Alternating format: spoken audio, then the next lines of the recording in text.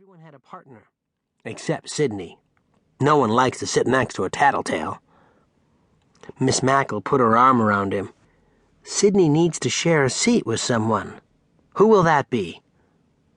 When nobody's hand went up, Miss Mackle suggested, how about someone who is sitting 3 in a seat? The bus turned quiet. Song Lee slowly raised her hand. I'll be his partner. Mary made a face. Song Lee, you don't want to sit with him. We want you to be with us. Song Lee got up and shrugged. We have lunch together, Mary. Sydney needs partner now.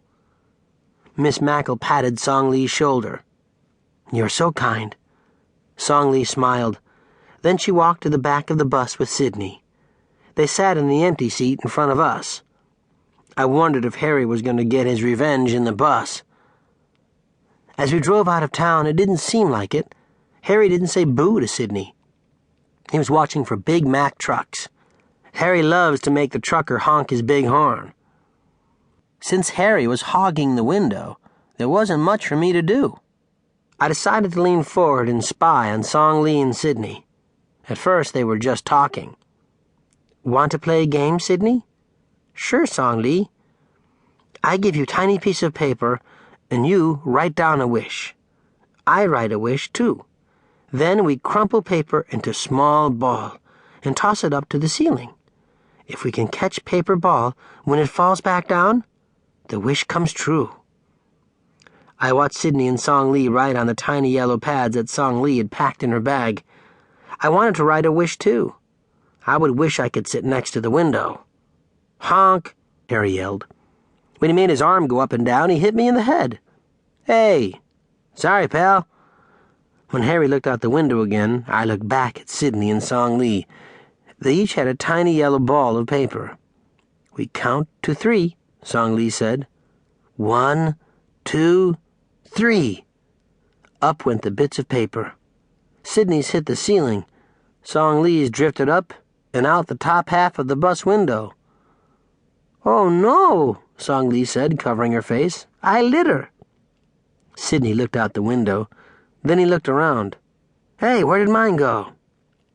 Song Lee took her hands away from her face. I don't see it. Me either, Sydney groaned. I looked down at the tiny ball of yellow paper that had landed on my sneaker. Aha! No one knew but me. Slowly I picked it up and unwrapped it. The writing was sloppy, so I knew it was Sydney's. Quickly, I read it. I wish I had a Fred. Fred? What was that? Then I wondered what Song Lee wished for. After I thought about it for a while, I put the yellow ball of paper in my shirt pocket and spied some more. Song Lee? Yes, Sydney. Do you want to know what my beef is with Harry? Do you want to tell me? Yes. Sydney suddenly turned around to see what Harry was doing.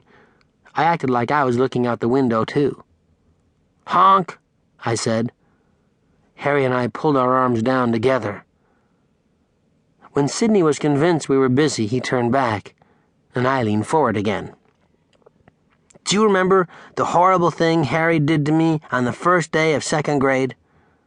Song Lee shook her head. Sydney continued. He pinned me down on the ground and tickled my armpits and made me say I love girls 3 times. Song Lee covered her mouth. She was trying not to giggle. It isn't funny, Sydney said. You know what it's like to be tickled by Harry? Song Lee shook her head slowly.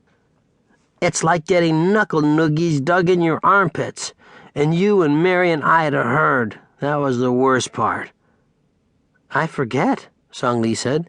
You should too. It is a long time ago. I do sometimes, Sydney said. But when Harry brings up a tickle attack, I remember that day.